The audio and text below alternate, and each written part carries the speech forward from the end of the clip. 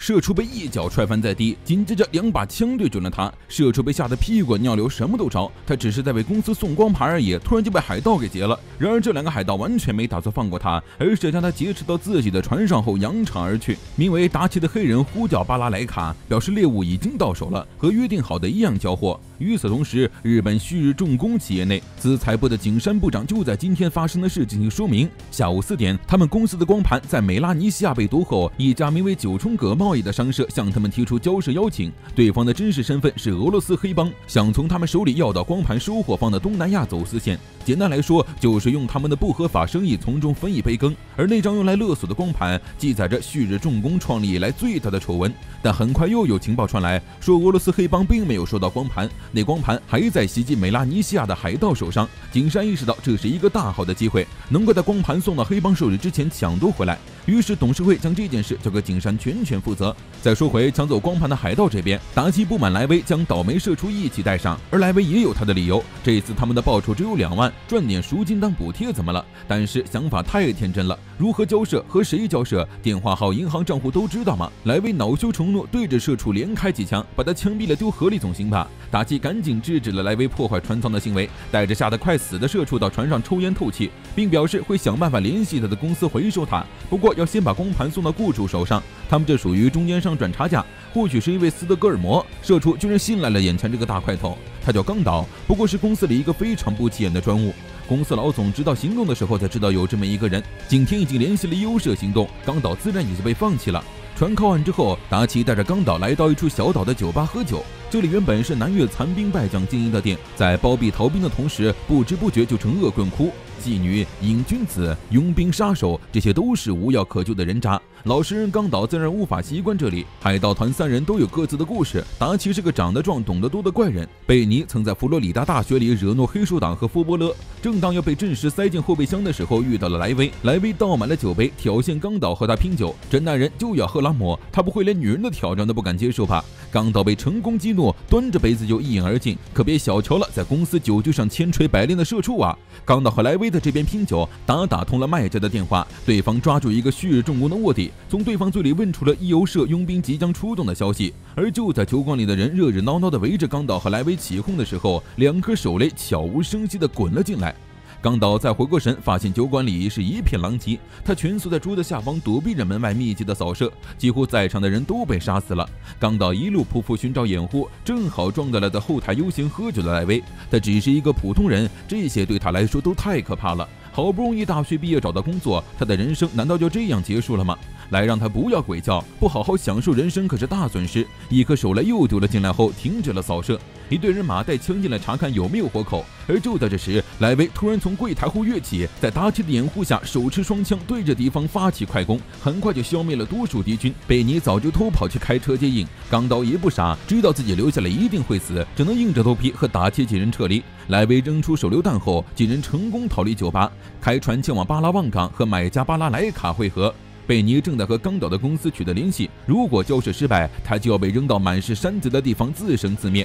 冈岛人傻了，自顾自把他带走，又把他扔下，至少把他送到安全的地方吧。莱威不爽地用枪顶着冈岛的头，你算哪根葱？好在公司的电话接通了，负责和冈岛联系的人正是景山。对于冈岛弄丢光盘这件事，他没有追究，因为光盘已经不存在了。这时冈岛也知道了光盘上的内容，是未来挽回业绩恶化的董事会答应帮某国进行核研发的计划书。这件事是绝对不能让人知道的。为了旭日重工的5万员工，冈岛最好的结局就是死在海上。他们会追加冈岛为股长，并且风光大葬。没错，冈岛已经是一枚弃子了。得知这个消息的冈岛跑到甲板上大吐特吐，而就在这时，一架武装直升机朝他们飞来，而领队的正是在酒馆袭击他们的大卫。被满载着飞弹和机枪的直升机瞄准，可不是一件美事。莱威扔给冈岛一把机关枪，自己端着船上的重机枪对着直升机开枪。冈岛二话不说，穿上救生衣就要跑。莱威见状，和他扭打在了一起。怎么可以临阵逃脱啊，胆小鬼！大卫在上空坐山观虎斗，大鱼好不容易上钩，当然是要多玩玩了。憋屈的久了，再软弱的人都会爆发。瓦。刚岛再也忍受不了所有人都对他为所欲为的局面，抄起机枪扔向飞机。为什么他要受这种罪呀？然而他并不是什么大力士，机枪自然砸不中，掉进了海里。莱维对他浪费枪械的行为表示强烈谴责。刚岛在甲板上又踢又闹的无能狂怒，他的生命居然只是一盘光盘的附属品。进行过一轮攻击之后，直升机就没了动静。达奇和贝尼都察觉出了不对，对方完全有能力将他们射成筛子，但是现在却退后了5000米，紧紧跟在他们屁股后面。看了一眼地图后，达奇大骂了一句畜生。他明白了对方的企图，前方巴拉望的入口位置都是岩礁和红树林，他们的路只会越走越窄，直到连回避的动作都做不到。果然，只要他们一脱离这个区域，就会遭到直升机的猛烈轰炸。一顿紧急回避后，船还是冲进了密布红树林的河川，明显是将他们往局路上逼。河堤上有一艘年久的沉船，直升机在那里停了下来。大卫兴奋地等待走投无路的船只返航，然后和他们决一死战。达奇也自然明白对方的意图，很快前方就彻底没路了。他们唯一的出路只有返回，而一旦回航，在沉船处等候的直升机一定会将他们射成筛子。大卫知道他们不会就此灭绝，所以格外期待对手的反击手段。既然人家想和他们1对1，达奇这边也不肯认输，那就来打吧。嚷嚷着必死的刚岛先遭到了达奇的铁拳，都说了要冷静了，想活下去就要动脑子。船的损坏不成问题，要命的是船上搭载的鱼雷，这东西要是有一点损失，他们所有人都会被炸到月亮上。虽然可惜，但也只能在这里丢弃了。然而就在这时，吃了一拳的刚岛赶紧爬起来，表示自己在动过脑子后也决定正面对决。达奇以为孩子脑袋被打傻了，这边的武器最多也就是反坦克的来福枪，对方可是有导弹的，他们这边不是也有吗？刚岛自行一笑，这艘船的速度装备，再加上刚才看到的沉船，牌都已经集齐了，把对方炸到月亮上去吧。和几人说了自己的计划之后，达奇直呼不可能做到，但这是他们现在唯一的方法。对方追着他们玩，不顾压倒性的优势，停下来站好位置的理由只有一个，那就是把自己当成了西部牛仔的角色。如果他们和对方玩胆量冲突，对方一定会上钩。当然，是否要进行这个计划，选择权在身为船长的达奇手上，而达奇也是一个疯子。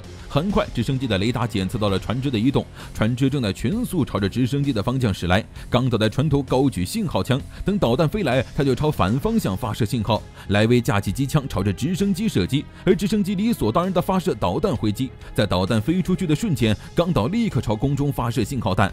具有红外定位的导弹被信号弹的光芒吸引，扭转方向在半空中炸开。计划成功，刚岛和莱维迅速回到船舱，飞船开足马力冲向沉船。大卫还以为对方是想以沉船作为盾牌，得意的准备等船只绕过去之后再将其一口气解决，却没想到船只居然用沉船做踏板高高跃起，在一瞬间达到了和直升机齐平的高度。2发鱼雷冲着直升机直直射出，尚未得意的神色就此定格，直升机直接坠毁。计划成功，刚岛得意的竖起中指，然后就因为船只落回水里的冲击撞晕了过去。小破船虽然受损严重，但好在大家都平安无事。肾上腺素飙升的冲动恢复原样后，刚岛恍若隔世，居然有一种我是谁我在哪儿的迷惑。最终光盘成功送到了巴莱卡手上，而景山也早就达到了现场。他们双方还有一场生意要谈。刚岛拒绝了和景山一起离开，他可没有忘记景山说过他已经死了。刚岛已经死了，他现在是洛克。巴拉莱卡很欣赏洛克，表示如果遇到了什么危险可以去找他。最终化名洛克的刚岛加入了达奇的海盗小队，他早就在之前的战斗中赢得了他们的认可。景山和巴拉莱卡谈好条件后，拿回光盘，挽救了公司的名誉，得到了董事会的赞赏。他是个优秀的政客和员工，但他却并不是一个好丈夫和父亲，即使回家也对妻子和孩子极为敷衍。而刚刚成为海盗的洛克，此时正在海上打劫军舰圣约翰斯，海盗也要采取先礼后兵的策略。劝降的洛克势力扛着火箭筒的莱威士兵打下战利品就回港口喝酒，这就是海盗的生活。你能想象吗？这群人接到了甄子丹的委托，去收缴越南军的赃物。自从被公司抛弃并追杀后，因为一盘光盘失去所有的倒霉社畜刚岛改名洛克，加入了东南亚的海盗小队黑礁。罪恶的港湾罗阿纳普拉，港湾的入口有着本该闪闪发光的佛像，如今却以凄惨的姿态矗立于海上。从陆地进入的话，入口总有一根不知道为谁准备的吊绳。本来应该在东京当社畜的洛克，却在这座城里与海贼共舞。他从可怜的老婆婆那儿买了果子回去，却完全不能吃。这里是国际恶棍的聚集地，所有人都互相欺骗的生存。他还是太嫩了，就连同伴们被强烈个人主义庇护的故事都没有看透。达奇出门找了台公用电话，向对方提出了12万美金的付款要求。电话没打完，陈先生开车出现在他面前。对方对他和俄罗斯人合作的事非常不满。自从那个女人到这儿来之后，生意就越来越难做了，所有赚钱的买卖都被俄罗斯人抢走了，半点仁义道德都没有，而且还想要染指海上的贸易。陈先生让达奇早点和对方撇清关系，然而达奇根本不吃他这一套，恶棍也是要讲道义的。他们当时帮忙搬运了陈先生卖给新人民军的垃圾，结果货出了大问题，陈先生却扔下烂摊的人间蒸发。至少巴拉莱卡比他更懂得仁义投资。达奇说完就离开了，陈先生在后面大喊着让他不要后悔。这是一座字面意义上的肮脏的都市，到处都是见不得光的恶棍。在沙发上睡觉的洛克被一脚踹醒，他们有工作了，是甄子丹的委托，去福库奥孤岛收越南军的赃物。莱维抱怨洛克不肯穿他买的夏威夷衬衫，一天到晚都是这套白领装。汽车飞速冲向码头，殊不知这一场委托是陈先生为他们设计的陷阱。不会绑绳子的洛克再次遭到莱维的嫌弃，这么简单的事都不会，他的公司到底做什么？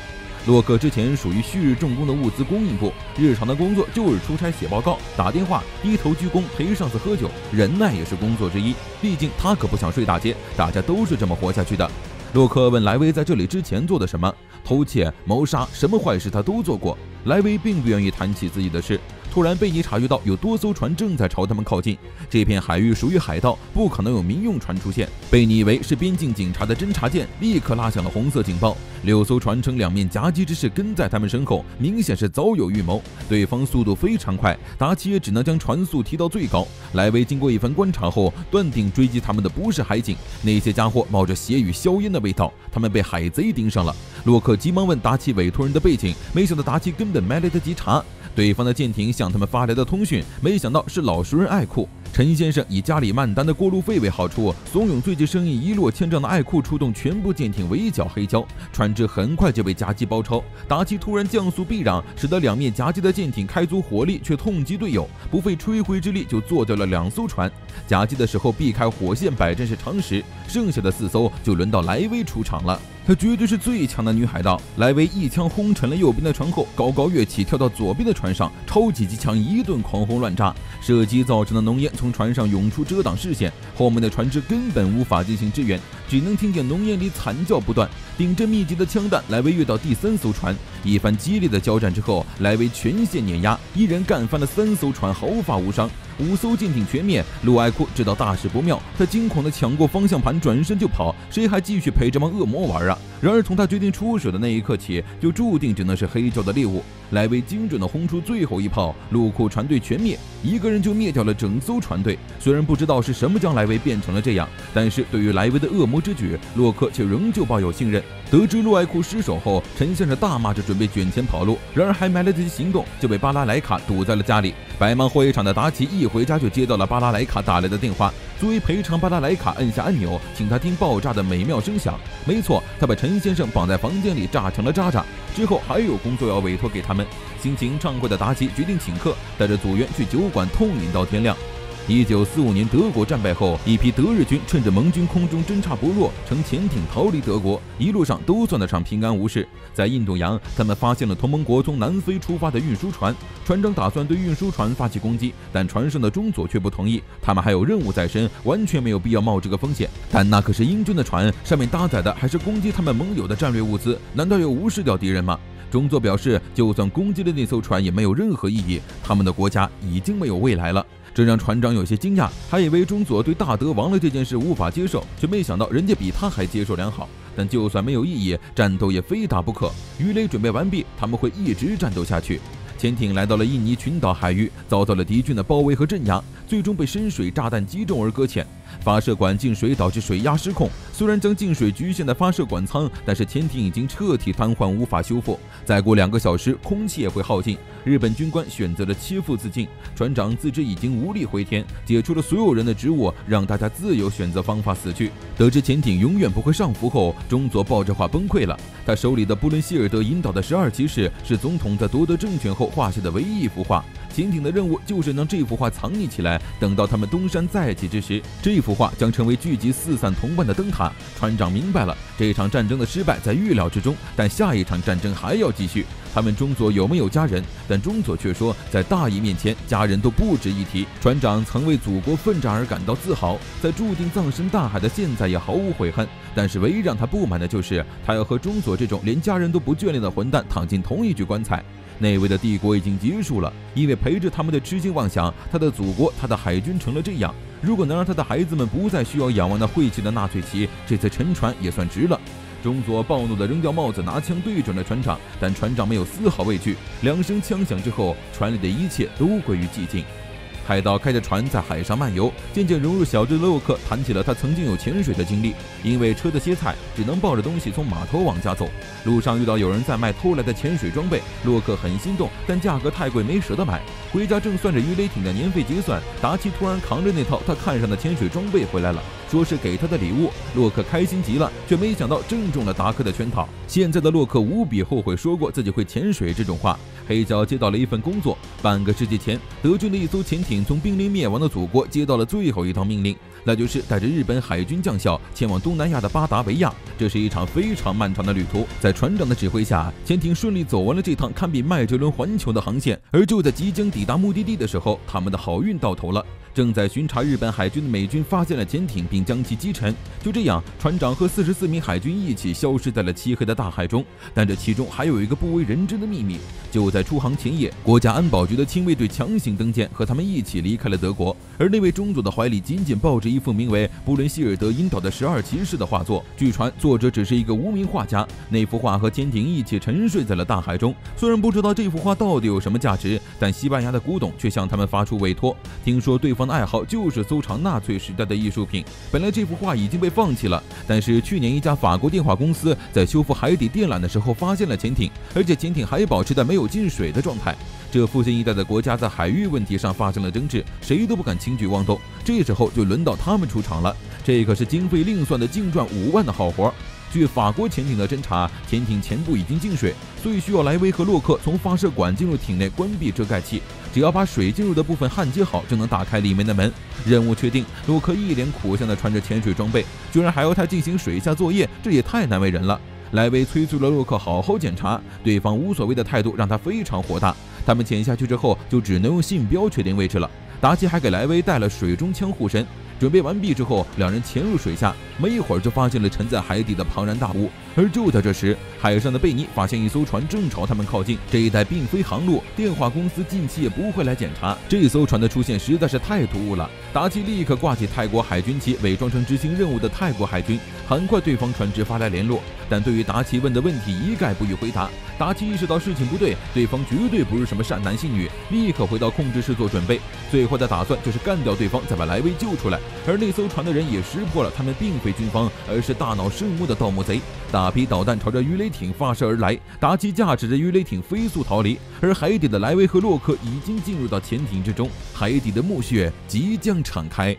男人随手一摸，就在水里摸出了一个骷髅头，吓得他大喊大叫。然而他们来到的地方就是一间满是尸体的地下墓地。洛克和莱维成功进入沉没的德国潜艇，这里的水手已经死去了半个世纪之久。他们到底是以怎样的心情待在这儿的呢？在这种暗无天日的黑暗中即将窒息而死时，莱维很冷酷，窒息只有窒息的感觉而已，别人的死法是别人的死法，还是想点有用的吧。两人进入内舱，发现里面一片混乱，像是经历了一场残酷的厮杀。就在他们被困水下即将死亡之际，中佐开枪杀死了痛骂纳粹的船长。听到枪声的船员赶来，一番混战后，几个船员和中佐同归于尽。莱维通过亲卫队的制服判断出了尸体的身份，但是并没有发现画的踪迹。话说回来，他们到底是为什么而争吵的？因为绝望陷入了恐慌吗？绝望和癌症晚期一样，已经没什么可失去了。照现场情况来看，最先挑起事端的应该是中佐，所有部下为舰长报仇一拥而上，于是就成了这种局面。船就像一个大家庭，在这种死亡既定的情况下，哪还会闹什么内部矛盾？最有可能挑起事端的就是外人。这时，洛克的尸体旁边发现了什么？擦干净灰尘一看，果然就是那幅他们要找的画。莱维开心的让洛克把东西包起来，他把剩下的收拾完就走，不把值钱的东西捞走，潜进来还有什么意思？船长佩戴的勋章可是镶着钻石的值钱货。海面上，达奇一阵极限走位才甩开了敌方的导弹，只能将船停在远处观望。军舰停在了潜艇正上方，他们根本没机会动手。而这支军舰来此的目的和达奇一样，那就是下海打捞那幅画。指挥官选出了5人的敢死队，一阵煽情演讲之后齐唱国歌。那边的动静，达奇自然也听得清楚。莱维和洛克都在潜艇里，信标连系不上，他们这边除了谈论一下彼此的信仰也无事可做，只要他们这边时间足够，就能先一步把话带走。但很快贝尼就发现对方也开始行动了，潜水艇正在下降，这样下去他们要在潜艇里碰上了。潜艇里大丰收的莱维捞到了不少好东西，但洛克就觉得这样不太好，那些勋章是他们经历过的证明，他们没有权利擅自拿走。在船长的尸骨旁捡到了他家人的照片，船长抛弃了家人来到这里，在他们看来勋章只是平常的谷物，但对活着的人来说却是无价的回忆。莱维点燃了一根烟，拎起骷髅头和徽章问洛克这些是什么。这些都是东西，将所有事物回归原点的话，就只有这个词了。如果从这个出发点再赋予他们什么价值的话，不应该是回忆，其价值应该是万人达成共识的主题，那就是钱。除此之外的价值都是感性的蠢话，钱是力量。除此之外，他还想追求什么？神还是爱？莱维小时候也曾抱着神痛哭过，不过也直到他无缘无故被巡警打到半死那个夜晚为止了。因为他住在贫民窟，没有力量，也没有神，唯一能依靠的只有钱和枪。只要手上有这两样东西，就能天下太平。洛克很抱歉勾起了莱维的痛苦回忆，不过这对于莱维来说早就不算什么了，正常位是没人受得了的。如果洛克还要和他谈这个，他们就不再是同伴，到时候他就会杀了他。而就在这时，潜艇突然震动了起来，出口的阀门被拧开，莱维立刻警觉地抱起枪，让洛克躲到子弹射不到的地方。会在这种地方敲门的只有亡灵和恶棍了。他们的潜水服在对面，通道只有一条，没有退路。等到对方全部下到潜艇之后，莱维二话不说让洛克赶紧把画拿过来，却没想到笨手笨脚的洛克被地上的尸体绊倒，画径直掉到了对面。拿到画之后，对方立刻撤退，但莱维还不会让他们轻易离开，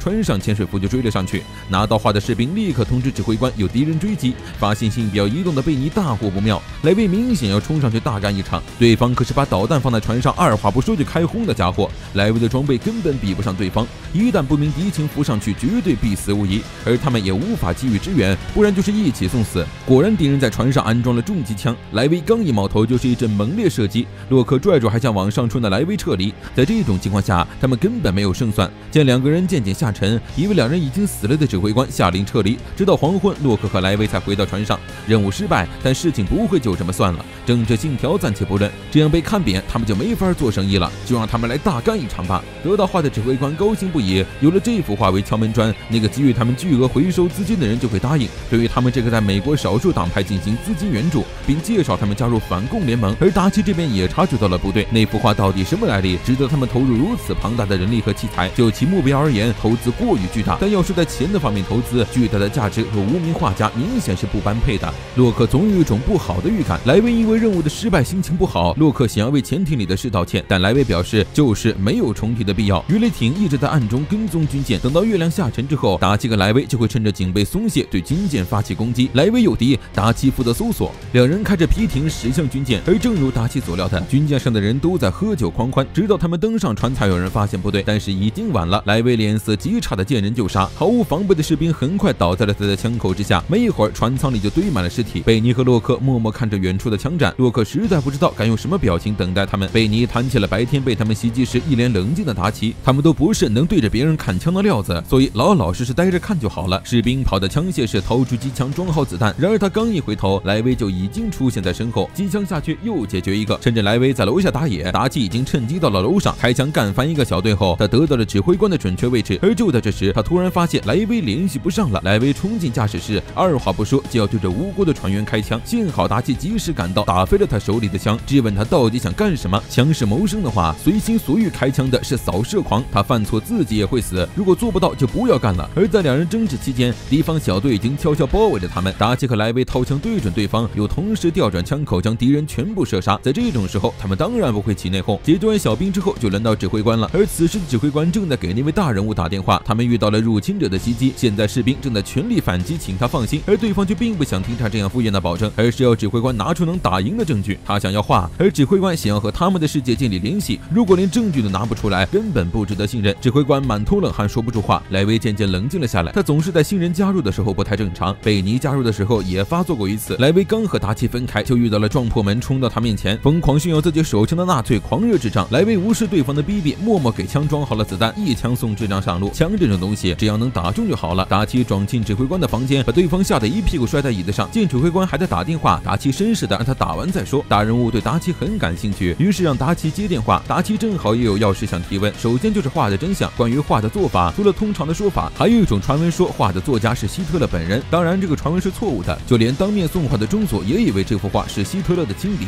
但重要的其实不是画，而是画里藏着的东西。而委托达奇小小队那个西班牙收藏家其实就是这个大人物，让他们起冲突也在他们的计划之中。说着，他讲起了一段往事。在海德里希决定最终方案的那天，他们曾在凡尔赛湖畔发过誓，比起坚信胜利的梦想者，不如当一名现实的守护者。于是他们统合了资金，做出了全体成员的署名和账户档案，并将各自的档案藏进了4幅画中逃走了。而那幅画就是最后一幅，他只想拿回画，毕竟他是雇主。如果达奇毁约，就会失去信用。虽然很不爽，但达奇也没办法。但得知了真相的指挥官却完全无法接受，他们完完全全被耍了。对方也毫不留情，他给了指挥官和达奇同等的机会，但是指挥官失败了，就凭那点实力还妄想加入他们的社会，简直痴人说梦。一切都结束了，和对方进行了友好的问候。达奇砸碎了电话，莱维进来发现事情还没解决，于是说要赌上一把。他把自己的枪管扔给指挥官，说自己赌黑，达奇也赌黑。指挥官拿起枪对准自己的脑袋，却迟迟无法扣下扳机。最后他一咬牙对着达奇开枪，然而枪里根本没有子弹。莱维就知道他连自杀的勇气都没有，2把枪对准了指挥官。任务结束，达奇放出信号弹，等待船的接应。而莱维也说出了自己不爽的原因：洛克和他们不是一类人，倒不是说他讨厌洛克，而是受不了那种感觉，他和洛克合不来。海岛上的妓馆长什么样，洛克的眼睛根本都不敢往小姐姐的身上看。达奇和莱维将整整1船的纳粹余孽都虐杀干净后，黑胶小队又恢复了往日的生活。达奇和贝尼都有自己忙的事，于是将跑腿送货的任务交给了洛克和莱维。自从上次的事情后，两人的气氛就变得很怪。莱维不愿意和洛克待在一起，洛克也是小心翼翼的，怕惹他生气。第一站是给妓馆舞厅送酒，莱维对付岛上的老油条游刃有余。接下来是给俄罗斯大姐巴拉莱拉送口信，大姐正在当鉴黄师，勤勤恳恳的看片，一天看完15盘，人已经彻底看破红尘了，男男女女都是一坨肉。晚上还有关于有人擅自贩卖毒品的机会，巴拉莱卡让他们听到什么线索记得告诉他。接下来就剩最后一家了，去教堂找修女拿订购的枪支，枪火修女硬核基督。莱维上来哐哐一顿血衣敲门，正巧教堂在整理干洗过的床单，黄毛修女让人把东西搬仓库后，就带他们见了独眼老修女。枪支的货已经到齐了，只有一件回转式的掷弹筒还要等进货，但不是没有，而是有别的客人急需，意思就是想要可以，得加钱。莱维当然不同意，本来定好的事情突然变卦，换谁都不高兴，于是二话不说直接掏枪和黄毛修女对峙，气氛一下变得非常紧张。修女是见过大场面的，当然不怕莱维一个小孩，直接放出话去让达起来跟他谈。反倒是洛克不慌不忙放下茶杯，和修女谈起了红茶的品种。洛克本身就是业务员出身，他或许不擅长舞刀弄枪，但是交涉谈判这事儿可是专业对口，从红茶开始找到切入口，然后直奔主题。别人知道你们在干销售不同商品的生意吗？比如协定渠道以外的毒品。因为这件事，以莫斯科旅馆为首，岛上的各大黑帮都出动调查，找遍了该找的地方，至今没有线索。那是因为不必要搜寻的地方存在着盲点，比如通过宗教关系就能轻松跨越国境的人。那些慈善基金会的人根本不知道自己在运毒，为什么要把床单放到仓库呢？干洗品不应该拿到宿舍才对吗？或者说里面装的是见不得人的东西？修女当然不会因为洛克毫无证据的猜测而承认贩毒，但洛克可不是仅凭猜测就敢说出这种话的。流入这里的武器数量和账目不符，只要稍微一查就会发现。爆出真相后，洛克又给出好处，黑胶和莫斯科旅馆虽然是友好关系，但这个秘密也不是不能保守。修女笑了，这原本就是他的一场试探。洛克算是勉强合格。黄毛修女收起枪，把掷弹筒加入清单。修女让莱维多学学洛克，只知道动枪是做不成生意的，当然没枪也是做不成。任务完成后，两人到路边摊吃面，莱维仍旧不给洛克好脸色，不仅不给洛克开车，要自己回去，甚至还劝他退出回日本。他不适合干这行，不知道是不是刚才的谈判让他有了底气。洛克平静地怼了回去，把他拽上这条贼船的不就是莱维吗？而且刚才是靠谁解决的？修女说的没错，也有用刀枪解决不了的问题。洛克知道莱维还因为潜艇的事对自己不爽，但是他不会再道歉了。莱维也愣了，这话是在对他挑衅吗？洛克吃完最后一口面，把碗一摔，对着莱维嚷嚷起来，他没有做错什么，所以没什么可道歉的。他要表达的就是这个意思。莱维的眼神一下就变了，掏枪对准了洛克的脑门。莱维是真想开枪杀了洛克，这一枪开得毫不犹豫，但是却打偏了，因为就在开枪的一瞬间，洛克一把握住枪管，将枪扔了出去，然后力量之暴比的拽着莱维的领子放狠话，他已经受够了，好不容易不用看上司的脸色，结果当了海盗还要看女人的脸色，你不就是个无法无天、脾气暴躁的海盗吗？脑子里只有钱，连死人的东西都不放过，难道连一点自尊都没有吗？莱维脾气也是一点就爆，把筷子桶摔在地上，质问洛克懂什么？像他这种在温室里长大的人，怎么可能知道他是怎么活过来的？洛克是不懂莱维，但莱维同样也不懂他，不是吗？不管是怎样生活的人，只要活着就有苦处。他想不明白这个，就将自己当成悲剧的女主角。莱维快气疯了，这里也不是洛克憧憬的好莱坞犯罪片，这里根本没有什么罗宾汉，没有罗宾汉就自己成为罗宾汉，总比忍气吞声、满口牢骚的活着要强得多。莱维再也忍不了了，抄起拳头对着洛克的脸就是一拳，那又怎样？他只知道这种解决方式啊，洛克硬气的用脸接了这一拳。难道莱维忘了他待在这里的原因是被老板为了钱而舍弃了生命？在被邀请加入黑胶的时候，他其实是松了口气的。比起为业绩而拼命挣扎，现在只要能有喝酒的地方就天下太平。教会他这一点的正是莱维，他就是察觉到莱维做出了和那些背叛他的人一样的事，所以才会无法忍受。既然话都说开了，两人也没什么矛盾，莱维也不再闹别扭，傲娇的和洛克小孩的吵嘴。而就在这时，狱警警察将两人团团围住，他们接到报警说集市上有人闹事，好在怀特警长是黑胶的老熟人，在这里只要守规矩，不管干什么都和他们无关。两人坐上了去警局的车，走个形式，甚至还能在车上抽烟。莱维只想问洛克一句，他到底想待在哪边？洛克说自己就待在站着的位置。莱维和洛克借火点烟，像是交换了一个烟味的吻。曾经的东京小职员，现在成了南海上的一名搬运工，用法律的底线跳绳的那种。卖家验完货之后签字，收取返还的货物就算完成任务。但洛克怎么也想不到，返还货物的居然是个小孩子，他们居然还要干人口买卖的活吗？只不过他只负责转运，这孩子要交给哥伦比亚黑帮的负责人。莱维把男孩拽进客舱看守，鱼雷艇随后返航。洛克因为拐卖孩子罪恶感十足，但达奇告诉他，他们只是运货的，拿到货物运到指定的地方，接下来就没有责任了。这个男孩胆子太大，居然敢把汤泼在莱维的脸上。莱维那个暴脾气能忍这个，气得当场就要在男孩身上开动。洛克只好把莱维换上自己上，但还是遭到了披萨砸脸的抗议。不过他身上的普通人气质倒是让男孩放下了防备，虽然知道自己会被卖掉，但是男孩并没有不安，因为他坚信父亲会来救他。他的父亲是南美荣耀的13家族之一，拉布雷斯家族的第11代当家，他是独生子，也就是下一代当家加里西亚。洛克明显不信小孩子的鬼话，那拉布雷斯家族要是南美最落魄的贵族，要编也要编点好的。加里西亚也很失落，家里的状况确实不景气，父亲固执的不肯开发新的产业，一直经营农庄为生活，直到他们的土壤中被勘测出了稀土的成分。卡尔特尔黑帮冲进来要强行购买土地，父亲不答应，他们就在农场里胡作非为，于是他就被绑架了。听到这里，洛克总算发现了不对了，尤其是家里准确的说出了他们农庄里稀土的品种，甚至是他们家狗的样子。洛克将家里是贵族的事告诉了达奇，莱维觉得洛克又在过度同情，虽然也有这方面的问题，但交给他们的货物人在撒谎是事实，而说谎就意味着会有麻烦。他曾在公司的资料供应部待过，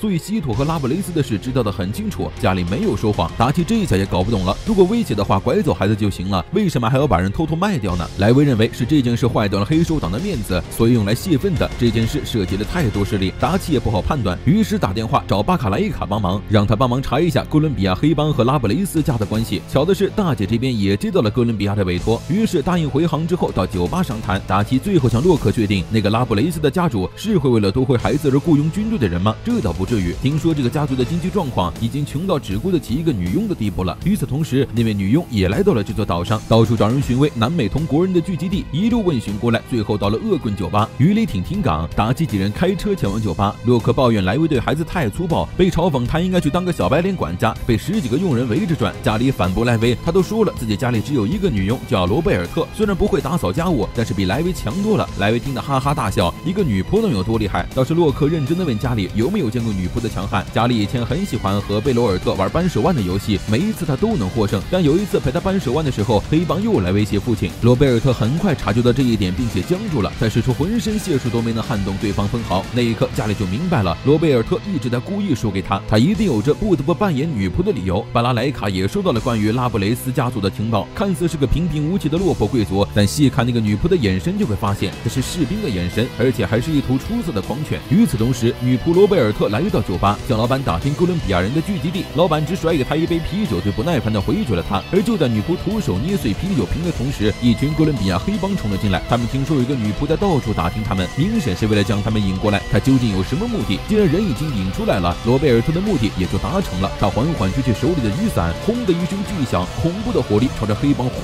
砸而去。她是我见过最硬核的女仆，伞是散弹枪，手提箱是冲锋枪，裙子里藏满了手榴弹，一人团灭哥伦比亚黑帮，连皮儿都没有擦破。而她在小少爷家里眼中，却只是一个连家务都不会做的笨拙女仆。家里坚信罗尔贝特一定会来救她，如此坚定的信念让洛克很羡慕。他不由得想起了自己的家人，又被莱维一顿阴阳。洛克问，如果自己被绑架了，莱维会回来救他吗？莱维嘴上说着要洛克自杀了断，但是我们都知道，真到了那个时候，莱维绝对会冲在最前面。一行人到了酒吧，莱维倒是希望那个女仆能像家里说的那么强，他也好找找乐子。结果一推开酒吧大门，就见一个眼镜女仆抄起伪装成伞的散弹枪，一枪打穿了一个黑帮成员。黑帮的其他成员震怒，拔出手枪朝着女仆齐齐射击。女仆撑开伞原地防御，但脆弱的伞面很快就被打得千疮百孔。而就在众人以为已经成功将人干掉的时候，毫发无伤的的女仆拿起枪开启屠杀模式。酒吧老板威，黑胶小队默默躲到了桌子下面，想着还是赶紧扔下家里跑路好了。枪战越来越激烈，他们可不想被牵连进来。临走前，洛克嘱咐家里藏好，等枪战结束就跟女仆回家去。就没想到小孩直接被这么凶残的女仆吓哭了。他虽然知道罗贝尔特不一般，但也不知道他会杀人呢。酒吧老板这边盘算着酒吧的损失账单该寄给谁好，见莱维几人偷偷摸摸的爬过来准备开溜，两人大眼瞪小眼，老板这火气蹭蹭的往上冒，怎么又是你们这群晦气东西？就在这时，枪声突然停了。哥伦比亚黑帮一见黑胶也在，立刻调转矛头，一看让他们运的货一下运到了这儿，一下就急眼了。罗贝尔特也发现了家里的存在，见到女仆向自己走来，家里下意识的后退了一步。罗贝尔特也知道自己把人吓到了，其中的缘由他之后会解释，但现在他得带家里回家。说着就把枪口对准了洛克，至于其他人还是死了的好。家里急忙护住洛克，却不料莱维突然冲过来挟持家里，威胁罗贝尔特，如果他不和他们开火，家里就能毫发无伤的回去，反手解决了一个试图偷袭的宰种。一番紧张的僵持后，罗贝尔特突然念出了一段西班牙语，给予生者施舍，给予死者花束，为正义而握剑，给予恶棍死的制裁，但我们不会加入圣者的行列。这是拉布雷斯家的家训，他会将家里毫发无伤的带回去，但是你们也必须得死。宁波反手掏出手提箱里的冲锋枪，对了莱维疯狂扫射。莱维见势不妙，一把推开家里，闪避点满极限走位，在酒吧老板惊恐的目光中冲向吧台。这没想到罗贝尔特这个不讲武德的居然掏出了榴弹，莱维闪避不及被击中，幸好一直躲在暗处的黑帮老大在听到罗贝尔特的宣言后，突然大喊着什么佛罗伦西亚的猎犬去死。趁着两人枪战英走火力，达奇几人赶紧去查看莱维的情况，伤势虽然不严重，但因为脑震荡失去了意识。两人架起莱维准备撤离，加里约奇一把拽住洛克的手，让他带自己一起走。这样的罗贝尔特让他害怕，但不要留在这里。罗贝尔特也愣了，手提枪脱手爆了一地装备，眼睁睁看着洛克带着家里离开。黑帮头头准确念出了罗贝尔特的原名，他在脱离哥伦比亚革命军后，一直被黑帮和国际刑警追查。哥伦比亚黑帮更是准备了40万赏金悬赏他的手机，只要能将他的脑袋带回去，他就能当上哥伦比亚的少主。女仆转身向他们行礼告辞，数支手榴弹从群底滚落，在达奇他们跑出酒吧的后一秒，爆炸将整栋建筑变成了火海。但他们都知道这一点程度的爆炸是不可能炸死罗贝尔特的，对方简直就是电影里的终结者。黑胶小队驱车赶往码头，打算坐船跑路。罗贝尔特代号猎犬，意思就是被他咬住的猎物必死无疑。在听到酒吧乱战的消息后，巴拉莱卡带着手下开始行动，很快终结者就开车追了上来，油门踩到底，狠狠撞向黑胶。达奇将罗贝尔特的汽车前盖射成了蜂窝，然而罗贝尔特反手捏住了达奇的手腕，不费吹灰之力的将达奇的半个身子拽出了车窗。达奇快2米的肌肉壮汉，愣是掰不动他一根手指，要不是车撑不住罢了工，达奇估计就要交代在这儿了。达奇让洛克想办法把莱维弄醒，贝尼开着车全速前进赶往码头。突然罗贝尔特开着车从天而降，砸向黑胶。对，你没看错，他直接从屋顶上飞了下来，小红车被砸得一顿旋转，倒在路边，而罗贝尔特那辆倒霉汽车直接倒插进了橱窗里。终结者罗贝尔特毫发无伤地爬了出来，朝着黑胶小队飞奔而去。即使贝尼在最后一刻发动了汽车，但终结者怎么会畏惧这点困难？罗贝尔特当场给黑胶表演一个徒手扒车绝活。达奇回头欲对罗贝尔特开枪，但是因为家里的阻挡而延误了最佳机会。罗贝尔特翻身爬上车顶，对着车内一顿乱枪，祸不难行。贝尼因为货车拦路被迫转向，车子直直冲进集装箱码头，前方就是大海，他们已经无路可走了。贝尼不得已撞向集装箱，逼停汽车，车里的人都还算没事。罗贝尔特被砸得飞出去，倒挂在了箱子上，但就算受了这么重的冲击，他居然还能像没事人一样爬起来，这已经不是终结者，是人形自走高达了吧？好在昏迷的莱维被这动静晃醒，一见罗贝尔特还没死，正好拿来泄愤。一个队用榴弹砸他，气得爆灯；一个对他挟持家里，深痛恶绝，都恨不得对方马上去死。这是世界上最强2个女人的决战。莱维和罗贝尔特手持双枪互射，很快就消失在了集装箱码头。一番激烈的交战后，莱维的肩膀被射中，罗贝尔特报废了一支枪。躲在车里的达奇和贝尼本来准备下车开溜，结果就见集装箱的头电闪雷鸣，爆炸四起。想了想，还是默默缩回了车里。女人打架实在是太可怕了，反正迟早会分出胜负的。加里是突然开始了迷之操作，跑下车大喊罗贝尔特加油，干啥啥不行，拱火第一名。枪声越来越近，莱维和罗贝尔特从集装箱两端撞向对方，在倒地的瞬间同时瞄准了对方的胸口。就在这时，车大灯亮起，照亮了黑暗的码头。巴拉莱卡带着手下将两人团团包围，当然他是来劝架的。莫斯科旅馆已经和哥伦比亚黑帮开战，如今大本营已经被歼灭，黑帮头子也被压了过来，家里拐卖事件一笔勾销，他已经没有战斗的理由了。然而莱维和罗贝尔特谁都不肯放下枪，那种事情没关系，他们今天非得杀了对方。巴拉莱卡眯眼一笑，两人的武器同时被打掉，他可不是在拜托，而是在命令。毛子劝架，只要人都死了就不会打架了，对吧？世界上最可怕的3个女人齐聚一堂，达奇的注意力却都在周围持枪的士兵上。作为俄罗斯黑帮，穿的居然是军服，他们究竟是什么人？家里跑过来让罗贝尔特停手，他们一起回家，结果就听到巴拉莱卡叫罗贝尔特猎犬，他可不是什么人畜无害的普通通女仆，而是在古巴受过暗杀训练的哥伦比亚游击队员，因绑架和多重谋杀而受到国际指名通缉的恐怖分子，一直隐藏的身份被最在乎的人知道。罗贝尔特现在如同一只败犬，他因为坚信正义而加入了革命军，奉命进行恐怖袭击和暗杀活动，所到之处尸横遍野，不管是政治家、企业家，甚至是女人和孩子，他都不放过。但是最后他才发现，他所坚信的根本不是正义。最后革命军和黑帮联手，自己不过是黑帮和可卡因的看门狗。于是他脱离了军队，当时藏匿他的正是他逝去父亲的挚友，家里的父亲拉布雷斯老爷。就这样，他成了拉布雷斯家的女仆。但为了救出被绑架的家里，他只能再度变回了那个可怕的猎犬。这也是被称为看门狗的他唯一能做的事了。家里扑到罗贝尔特身上大哭，他不允许罗贝尔特叫自己看门狗。那个罪孽深重的猎犬早就已经死了。现在站在这里的罗贝尔特是他的家人，他们一起回家去吧。这边高高兴兴的上演着 H1大结局。莱威不干了，罗贝尔特在他肩膀上开的大洞是来填平啊，他们可是最注重完美结局的了，这还不容易，你们两个再打一场不就得了？于是两个女人赤手空拳的开始了新一轮互殴，场面一度非常暴力。巴拉莱卡和达奇边看女人打架边下注，洛克倒是想劝架，但是话刚出口就被打上头的两人骂退。最终这场漫长的互殴以两人各给了对方一拳的平局告终。罗贝尔特被家里扶着勉强站了起来，巴拉莱卡让手下将两人送到机场。罗贝尔特让家里帮忙捡一下眼镜，那可不是一副普通的眼镜，而是他的封印器。莱威被打得彻底歇菜了，浇了一桶水都醒不过来，这件事算是彻底结束。巴拉莱卡走后，洛克问出了自己的疑惑，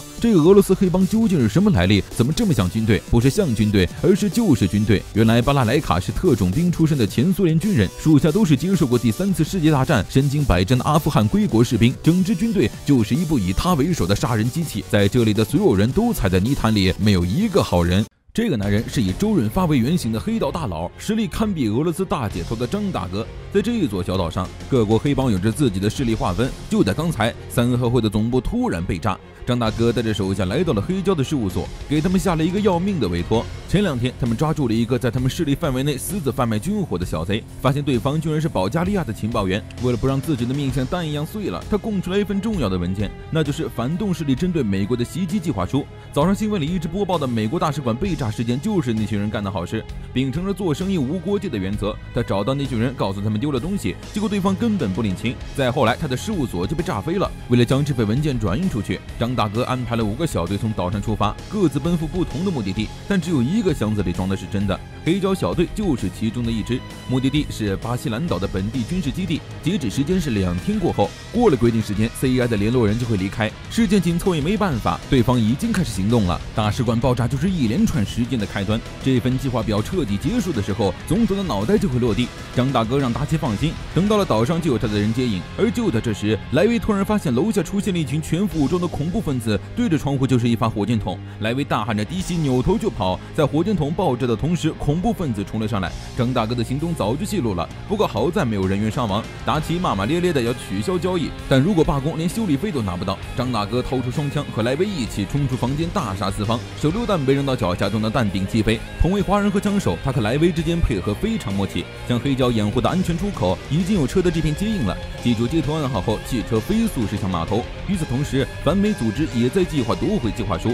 组织里有个名叫竹中的日本人，做事很是悠闲，这让他的搭档伊布哈拉很不满。本来事情到炸毁三合会的事务所就结束了，但谁能想到张大哥这么能搞，又搞出了5条线路运货，到底哪一条才是真的？竹中首先派出陆运，空运又太明目张胆，剩下的就只有海运了。竹中表示自己来当指挥，就吊儿郎当的离开了。莱维在船上吐槽张大哥三合会超级棒的暗号，这人打扮和品味都是一流的，但搞笑能力却烂得出奇。竹中这边刚到机场就收到已经发现黑胶鱼雷艇的消息，他吩咐手下在他到来之前不许出手，就开始找换乘去东南亚的班机。遇到一个日本人前来借货，而且觉得竹中很熟，好像在什么地方见过。竹中笑着说自己长得像明星剑先生，然后就借口内急离开了。日本人当然会觉得他眼熟了，他可是被全国通缉的恐怖分子，您都这样了还能坐飞机也是挺厉害的。入夜，莱维发现了一艘船紧紧跟着他们的船只，抄起散弹枪2发将其击溃。达奇明白他们已经被发现了，于是让洛克和莱维中途下船偷偷前往巴兰西。他和贝尼开着船左右耳跨国巴兰西直冲。与此同时，竹中也达到了巴兰西诱敌部队营地，这里的反游击特殊作战营是能让美军特工随意出入的地方，所以张大哥的目标一定是这里。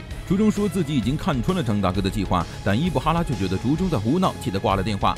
达奇布置好汽艇，准备兵分两路。等到任务完成之后，他们再到基地会合。莱维打开箱子看了一眼，里面装的是真货。达奇又递给莱维一张纸条，说张先生后面又来了联络，让他记得告诉洛克一声。莱维随手把纸条塞进了胸里，完全忘记要告诉刚上完厕所的洛克这件事。汽艇趁着夜色偷偷驶离，而鱼雷艇越过巴兰西继续向前，一直到早上6点，洛克和莱维才在巴兰西登陆。岛上的城镇非常荒凉，治安部队和游击队不分昼夜地进行枪战，普通百姓几乎全都逃走了。两人走在空无一人的街道上，突然一辆车从后驶来，洛克吓得抱紧了箱子，莱维一把推开洛克，光速掏枪，车一个急刹停在莱维面前，车窗摇下，司机正是伪装成街头人的竹中。莱维收起枪和竹中对暗号，然而竹中却装傻充愣，等到莱维沉下脸，才说出了三合会超级棒的暗号。洛克松了口气，莱维也笑着就和竹中握手，打得好混蛋！老大有句话让他转告：泰山府君即我也，大白话就是老子就是阎王，洗干净脖子等着吧。张老大聪明着呢，为了防止暗号泄露，早就准备了新的口令。竹中在说出暗号的时候就已经暴露了身份，两人的手依旧紧紧握在一起。短暂的僵持后，同时收手朝对方射击。竹中猛转方向盘，拦下想要逃走的洛克，马上就有人从后座冲出，将洛克打晕扔进车里。莱维根本来不及阻止，竹中已经带着洛克扬长而去。埋伏在周边的车辆紧跟着堵住路口，架起机枪朝着莱维疯狂射击，人数和设备完全不占优势，即使强如莱维也只能在巷子里狼狈躲避。而就在这时，一辆车停在了他身后，旗袍大姐姐甩出飞刀解决追兵，带着莱维离开。他们才是张大哥安排的接应人员。莱维要回去救洛克，但旗袍姐姐香华和司机雷卡基的任务只是将莱维送到政府基地。一言不合，香华的刀就架在了莱维的脖子上，莱维也丝毫不退让。张老大雇佣他们的最终目的不就是为了文件吗？文件在被劫走的洛克手里，要是文件没到手，他们要怎么和张老大交代？拿了女主剧本的倒霉蛋洛克被绑到了游击队营地，伊布哈拉还是赶了过来，不过洛克的手里箱子是空的。竹中也不着急，带着洛克到小黑屋谈心。两人同为日本人，竹中东聊西扯，想让洛克放下心防，从他叫什么哪里人为什么走上这条路循序渐进。但洛克也不是傻白甜，竹中的名字在国内可以说是如雷贯耳，他们可不一样，至少他不是赶走的。竹中也不生气，他是把一切都压在了人民齐崛起、世界同革命这种伟大的目标上离开日本。要说他们的不同之处，也就是目的不同了吧。伊布哈拉听不下去了，一脚踹在桌上，将枪抵在洛克的脑袋上，逼问他文件到底在哪。他可没时间在这里聊些有的没的。竹中丝毫不为所动，继续为洛克讲故事。从前有个男人来到了他们镇上，站在街角，每天对着人们不停的演说。一开始大家都还倾听那人的演说，还有人和他一起战斗，但是到了后来，大家都失去了兴趣。那个男人没有放弃，即便没有人听了，他仍在不停的演说。有一次，一个路过的孩子问他，为什么没有人听还要继续说呢？男子说，一开始他认为可以改变大家的想法，但是到后来才发现这是一个无法实现的梦。但是他已经将自己的生存和信仰全部压了上去，如果停止战斗，他就无法生存。这里应该说的是日本60年代的左倾运动。洛克听完之后沉默了，仍旧什么都没有说。竹中也不想在他身上浪费时间，洛克不是军人，没有效忠的意义，放着不管就会自己说的。如果到了明天还不着的话，直接开了庭审枪毙就好。文件不在他身上，就肯定在莱维身上，而莱维是肯定会回来救他的。莱维和香华此时已经埋伏在了军营外，太阳落山就开始行动。竹中不紧不慢，但伊布哈拉已经快火烧屁股了。泰国搜查搬过来联络，剩下3组都是假的，文件绝对就在黑胶小队这里。洛克就是关键，但竹中又不让他用刑审讯，这是在阻碍他们的作战计划。竹中突然问他派到市内的搜查队怎么样了，派出去几个小时都没有动静。政府军营的监察班也是，哪里都没有发现莱维，那他到底在哪儿呢？话音刚落，军营就响起了枪声。莱维和香华悄无声息地冲进军营，大杀四方。救出洛克之后立即撤退，车就停在不远处接应。但谁能想到，就这一会儿的功夫，司机居然嗑药嗑嗨了，一脚油门反方向冲进敌人的营地。伊布哈拉一看，我去，居然还敢回来挑衅！兄弟们，上车干了他！小岛上上演起了急速追杀，洛克心事重重，想和莱维说点什么。然而莱维这边只顾着和香华猜拳决定谁先上。香华爬上车顶，挥舞双刀，瞬间将车顶的狙击手砍成2半，溅出的血喷洒在挡风玻璃上，车辆失控相互撞击，瞬间报废了3辆。莱维不干了，踩着洛克爬上来要和香华抢人头。2个女人在车顶扯头花，独驾司机大喊着要去裸体主义海滩。总之，除了洛克没一个正常人。此时距离交货期限还有半小时 ，CI 的特工着急打电话给张大哥，但对方只让他准备好钱安心等着。现在也只能祝洛克他们好运了。游击队抽起机枪朝着他们射击，香华的武器间隔太长不好发挥，于是换莱维上场，盯着枪林弹雨一顿输出。2个人团灭对面简直小菜一碟。莱维得意地表示，要是有机枪解决得更快。香华虽然认可莱维的实力，但却并不喜欢用热武器，只能刀刃和身体才是世界上最好的武器。刀刃也会有缺口的时候，枪比刀强，原子弹比枪强，可惜拿东西只能握在政治家手里。见洛克闷闷不乐，莱维给他递了根烟，结果烟里加的料有点多，洛克非但没有开心起来，反倒更加消极 emo 了。嗑药司机在一路勇壮美女夹道欢迎的幻觉里冲进了政府兵营，游击队的车子在半路报废，伊布哈拉气急败坏地派出军营的所有兵力，就算过了停火线也要把文件抢回来。他今天就要和那群政府兵决一死战。族中觉得伊布哈拉疯了，这样他们会全军覆没的。你清醒点啊，你儿子再也回不来了。伊布哈拉根本不听，他已经被个人感情冲昏了头脑。两人争执之间，族中开枪打死了伊布哈拉，下令让队伍撤回。伊布哈拉是个好伙伴，但只懂得回首过去的话，什么都改变不了。天亮前，洛克和莱维及时见了 CIA 接头人，洛克这才想起来箱子丢在军营了，他要拿什么来交差？见莱维不慌不忙地从胸前掏出了文件，早在上岛之前，他就已经把文件藏起来了。顺带一提，莱维在美国是重犯，不过逮捕他不在 CIA 的职责范围之内，说不定以后还要拜托他干点活。任务总算是完成了，洛克凑上来和莱维道谢，被莱维一拳砸到地上。下回他绝对不会再去救洛克了。竹中在机场再次遇到了那对父子，他抱怨自己的工作泡汤，和朋友也绝交了，总之就是各种不顺。男人好奇地问起了他的工作，竹中戴着墨镜离开，他的工作自然就是公众之敌了。